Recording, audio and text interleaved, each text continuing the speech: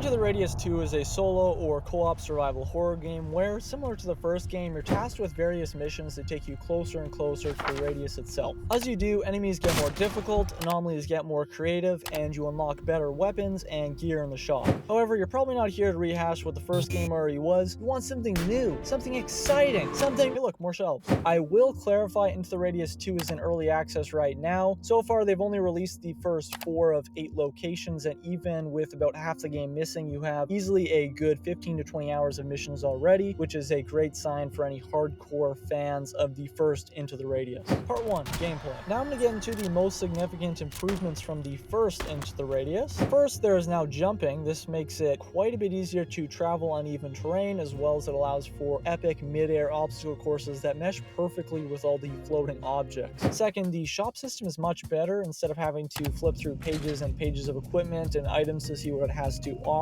you have access to a relaxing personal store where you can grab and compare items without having to buy them first. Third, there are many new items in the shop, such as different types of healing syringes, simplified food items, and gun attachments. And in the most recent major update, they also added customizable chest rigs. Now you can add, remove, and move around pouches, ammo containers, slots, and holsters. You can buy backpacks that hold more stuff, and you can buy different chest rigs that have more space for all your most important equipment. Fourth, there are now portals all over the map that can be used to find more efficient and safe routes to your destination. Fifth, there is improved enemy design and AI. Not only are enemies more than just grainy black shadows, they're generally much quicker and intelligent when approaching, and when you try to run, it feels like you're being hunted like a pink fairy armadillo. Smash a like. Sixth, knives have been taken out. Overall, I like the removal of knives since they were basically useless in the first game except for eating. Seventh, there are now shelters all over the map where you can sleep and are also protected from the tide. This means you can go out on missions when the tide is close, since a shelter is almost always nearby. Eighth, maintaining your weapons is much easier. In the first game, it was a somewhat tedious process that required many different things, but now weapon maintenance is as simple as spraying down your gun with oil and polishing it with a toothbrush. While this isn't as realistic, I don't think anyone will be complaining. Ninth, you now have a much improved tablet for looking at the map, missions, and seeing the timer for the tide. They also added extremely helpful sound effects when you collect the right item for a mission. And lastly, all artifacts are now visible. Instead of having to uncover them by shining the special light on them, now artifacts can be spotted even without equipment, and each artifact is somewhat of a mini puzzle where you have to find a way to get through the shell of protection and get to the artifact at the core. Part 2, performance. I ran Into the Radius 2 on Steam with an RTX 3060. On high graphics settings, the game crashed about every 10 minutes, and on low graphics settings, the game crashed about every 30 minutes. For reference, I can run the first Asgard's Wrath on high graphics settings with no issue. For this reason, if you don't have a fantastic rig and don't want to wait for further optimizations, I'd recommend waiting for the early access MetaQuest 3 and 3S version coming on May 21st. However, if you don't count the crashes that I'm sure would be resolved with buying a better graphics card, there are already far less bugs than Into the Radius 1. The physics system doesn't randomly throw objects around the room if you don't place them just right, and hitboxes on enemies are much more consistent. The most common bug I had in Into the Radius 2 is my arm being misaligned for a few seconds with my physical arm. Besides that, there's very little to complain about. Part 3, PCVR versus MetaQuest. The early access MetaQuest 3 and 3S version is coming on May 21st. The devs have confirmed that it won't be available on the Quest 2, though I think they'll have a hard enough time getting it to run smoothly on the Quest 3 hardware as it is. Also, they've confirmed there won't be crossplay between the PCVR and standalone versions, at least in the early access stage, and the MetaQuest version will be starting without the 4th location and also the distortion zones. That being said, even though you'll have less access to the game than PCVR at the beginning, you'll still have more than enough content to keep you busy for a while. I'll be trying the early access MetaQuest version as soon as I can, and depending on how much there is to discuss, I'll either create a separate video talking about it, or I'll just add a pinned comment to this video and make a community post. So, is Into the Radius 2 worth buying now? If you have a high-end PC and enjoyed the first game, I would absolutely recommend picking up the PCVR version, especially if you have a friend to play with. However, keep in mind there are a few more major updates coming before the official launch in 2026, and they may reset all your progress. If you enjoyed the first game and don't have a high-end PC but own a MetaQuest 3 or 3S, I would recommend waiting till May 21st and picking up the standalone version. Personally, I already enjoyed the second game much more than the first one, so even if you want to just just try it out to whet your appetite for the full release, it is more than worth it. But keep in mind there will likely be issues, as well as you only have a fraction of the locations and missions right now. So if you want to play the best possible version of Into the Radius 2 and have the patience, then you can wait till 2026. To be clear, if you haven't played the first Into the Radius yet, I would absolutely recommend playing that game first. Into the Radius 2 starts off slightly more difficult than its predecessor, and it doesn't come with the same level of training for tactics and skills that the first game offers. If you got any questions about Into the Radius 2, feel free to drop them in the comments. Appreciate you all. See you in the next one.